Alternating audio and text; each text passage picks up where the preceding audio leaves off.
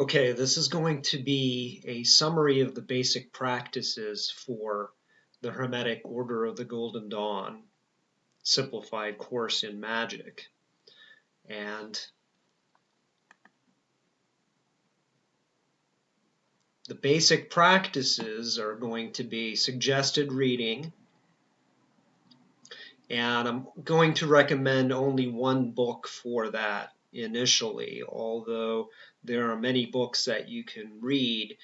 I'm more interested in focusing on the practices because you'll get more done that way and you will be less distracted by spending too much time reading.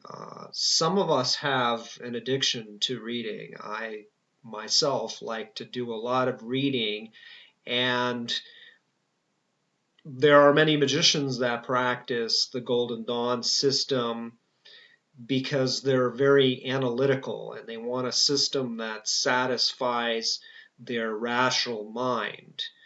The Golden Dawn system is not technically a simple system. So even though this is a simplified course,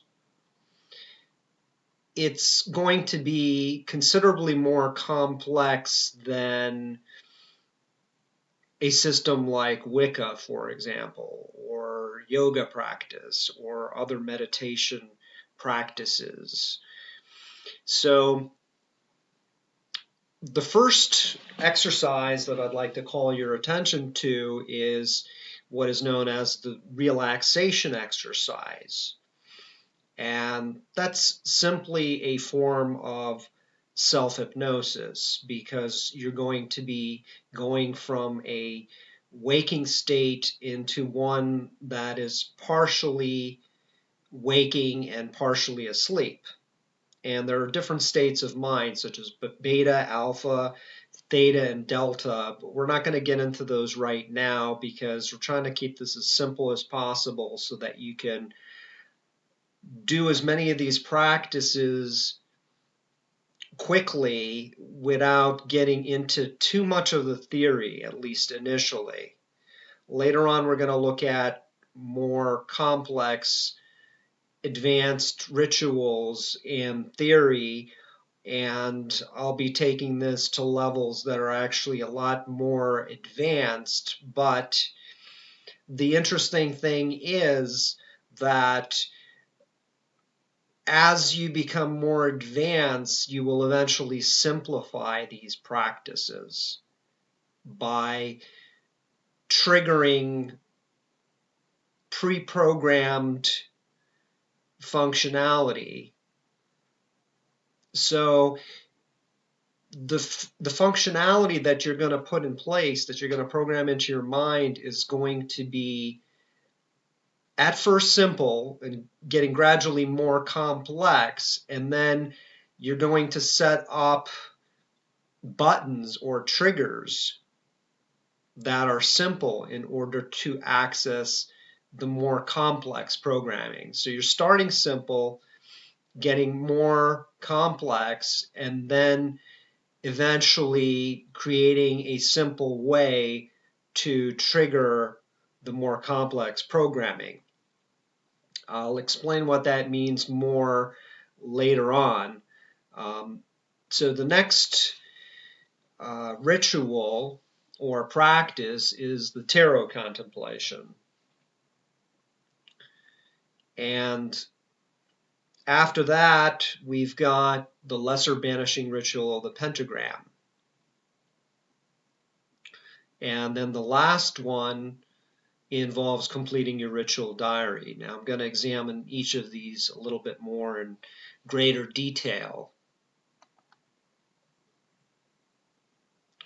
So the main book that I recommend and that this course is going to be roughly based on is a book called Modern Magick, 12 Lessons in the High Magical Arts by Donald Michael Kraig. It's one of the most popular books on the high magical arts, focusing on the Golden Dawn system as a solitary practitioner. I strongly recommend that you get this book if you're going to be practicing solitary. It's also very useful for groups. And ultimately, all of these practices do come down to you doing the work as an individual. So simply joining a lodge or magical order and getting initiated into various grades or degrees is not going to give you magical ability. It's really the amount of time that you invest in practicing. You might want to think about practicing magic as similar to practicing a musical instrument, for instance, the guitar. You're going to have to go through the motions of actually playing the guitar. It doesn't matter how good your guitar teacher is, he's not going to move the fingers for you on the fretboard. So you have to invest the time, and you decide how much time you want to invest in the practices. And the more time that you spend, the more progress you'll make. So this is a book that I recommend, and I've been using for over a quarter of a century myself, although I've gone through at least 1,000 books, and certainly at least a few hundred based on high magic related to the Golden Dawn and Hermetic magic in general. Okay, so if you are interested in practicing, you could pick up modern magic by itself and not participate in this course. However, I will be bringing new information that you're not going to be able to find anywhere else to the table, including making analogies between magic and computer programming and how magic is being used for practical purposes. So let's go to the next slide. And the practice of the relaxation exercise or self-hypnosis. And there are a number of good places to look for various relaxation exercises. You can perform these exercises on your own if you have some experience already, but if you don't, there is at least one good source on YouTube, and if you look up relaxation exercise by Israel Regardie, you should be able to find that exercise and then practice that with the audio. There are a number of really good companies that have produced hypnosis tapes. I was using these particular tapes in the late 80s when I first started out, before I even got into magic. So in my own practice, I sort of went from being taught meditation and yoga and hypnosis at a young age, falling into a period of skepticism, which led to existential philosophy, and other types of philosophy, such as nihilism, and then eventually started having experiences that led me to become interested in exploring meditation and hypnosis, again in greater detail. And one of the first companies that I looked at was Potentials Unlimited, and I initially started out with a tape called Time Traveler, and back then I was combining self-hypnosis with LSD, and I got some very good results. The next company that I like a lot is called Valley of the Sun by Dick Sutphen. They feature a lot of very good hypnosis tapes. Both of those companies, Potentials Unlimited and Valley of the Sun, are excellent companies. There are others, and you could find good exercises on YouTube as well. However, I would suggest that you at least look at a few of the exercises by Regardie, Barrie Konicov of Potentials Unlimited, and Dick Sutphen, and then compare those to what is out on YouTube, because the techniques that are being used by these are highly refined, and they may be considerably better than some of the hypnosis techniques being used that you'll find on YouTube, for example.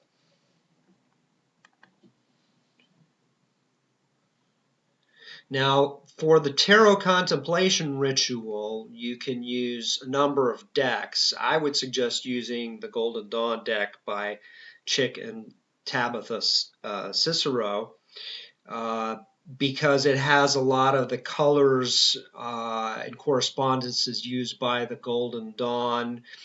I don't want to get into how different colors are used. For instance, the Golden Dawn balances a lot of different colors like red and green, blue and orange, which are known as flashing colors. So we'll get into that and what those colors are intended to do in greater detail later on, and it gets quite interesting, and it does correspond to subliminals and things like that, and programming the subconscious mind. The other deck is the Rider-Waite deck, and that's the one that is probably the best known. It's a fairly good deck as well, although the correspondences aren't quite as good as the Golden Dawn deck. Another good deck is the Thought deck by Aleister Crowley. Donald Michael Kraig doesn't suggest that you use that deck initially in his book Modern Magick. If you have some experience with tarot, you might want to look into using that deck, but probably the best deck to use initially is the Golden Dawn deck by Chick and Tabitha Cicero. There's also another Golden Dawn deck. I forget the name of it. You can look all of these things up on a site like Amazon. And initially, the tarot contemplation ritual will simply involve selecting a card at random, and you may want to initially select only positive cards or cards that you feel are positive and meditate on them. And for the exercise, you may spend anywhere from 2 perhaps to 10 minutes simply looking at the card and then maybe closing your eyes and trying to visualize either the whole card or different parts of the card. You can look at other exercises suggested by Donald Michael Kraig, where you try to visualize the card in strips and then visualize it disappearing in strips. In other words, visualizing the top portion of the card and then the middle and then the bottom of it, and then reversing that process in order to help achieve an empty state of mind. That is one exercise he suggests. There are other exercises for stilling your thinking process that are good, so you'll have to try different ones out and see what works best for you. Using the approach with the tarot cards may not be the best one. It really depends on how good your visualization ability is. That particular exercise requires uh, quite proficient visualization ability, so it may not really be the best one for beginners. So initially just try to visualize what you can, or simply spend time looking at that card and seeing what types of thoughts come up in your mind.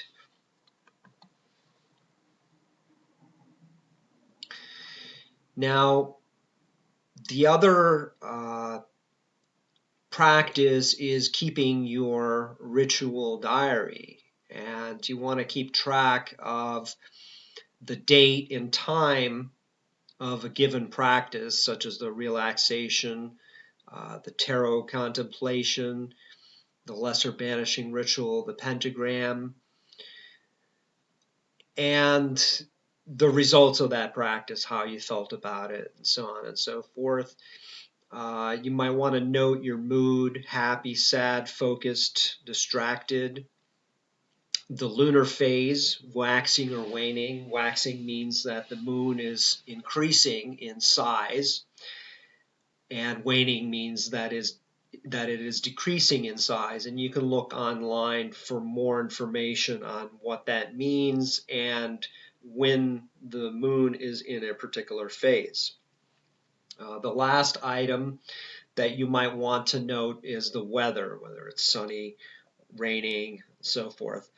There might be other things that you want to include as well, such as certain visions that you may have experienced during some of the practices and things like that. Synchronicities are particularly useful to note.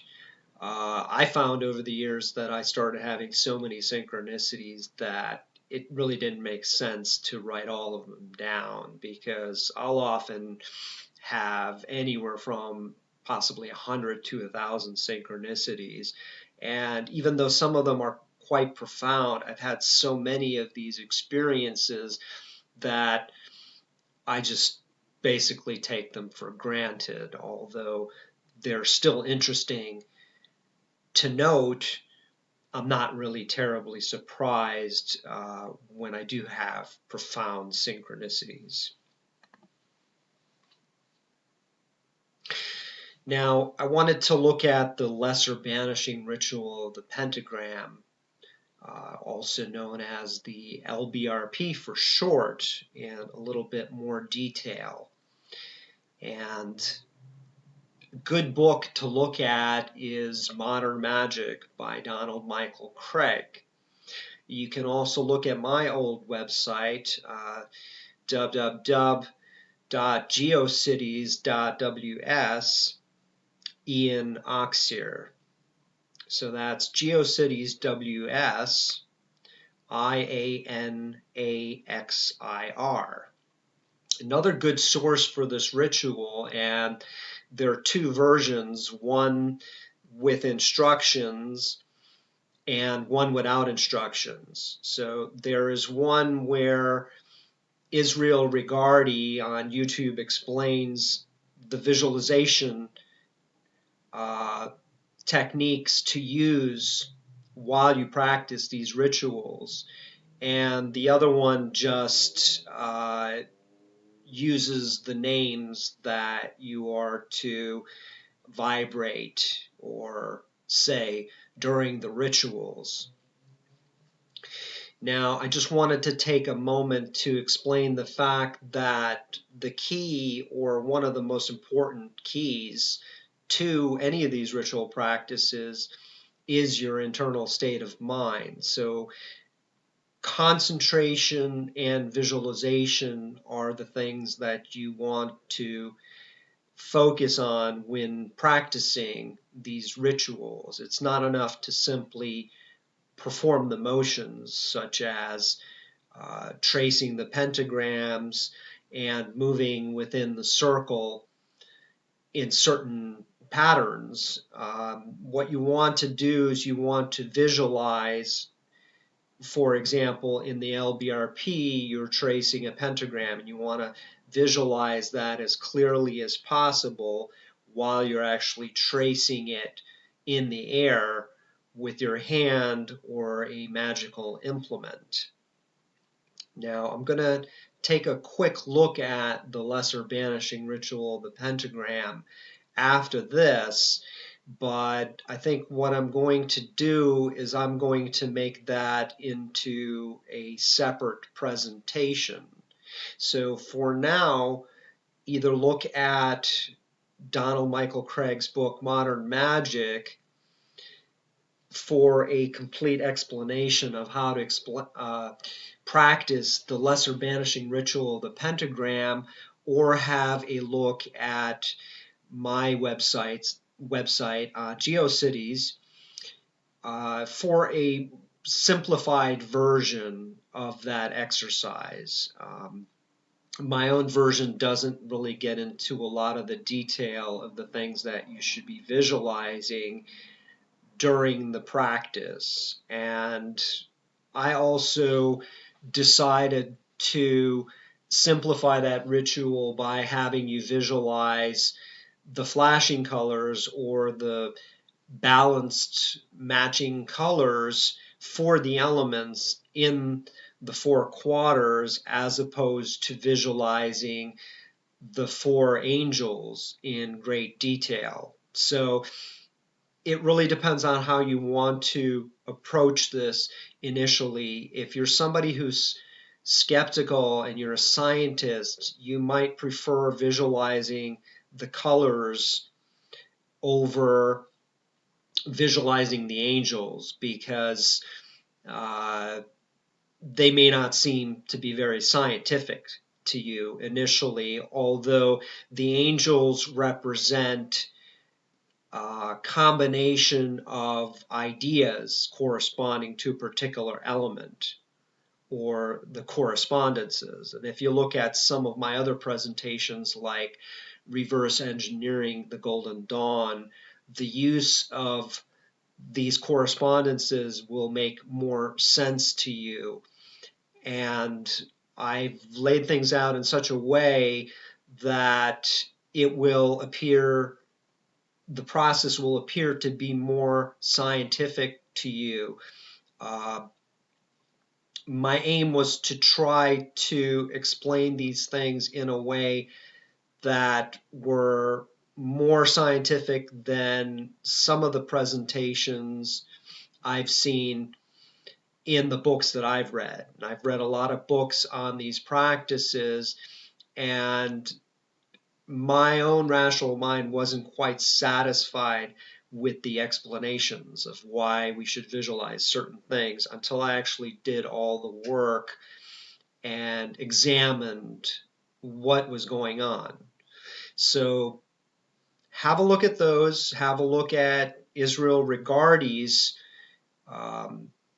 video presentations on the LBRP. And if you do want to visualize the angels, check Modern Magick, Donald's description of those angels, and you might want to also check out a video by Poke Runyon on the rites of magic, because he has pictures that he created of the 4 archangels, of the quarters. And just briefly, after examining the correspondences myself, although Donald Michael Kraig does not suggest, nor Israel Regardie, that you visualize the angels having a specific gender, in other words, male or female, that is quite useful for linking up the correspondences. And so I do like what Poke Runyon did with that. In his system, you'll visualize Raphael as a male angel with the flashing colors yellow and purple, and Michael will be, for fire, will be in red and green, and Gabriel will be in orange and blue, while Oriel is going to be visualized as black and silver, and that's a little bit different than Poke Runyon, the colors that Poke Runyon is using for Earth. Some people use the color green. However, if you're using flashing colors, green is already being used in conjunction with red for fire. So very quickly to recap, the two male angels are Raphael, air, yellow and purple, Michael, red and green, and the two female angels are Gabriel, orange and blue, and Oriel, silver and black, or gray and black.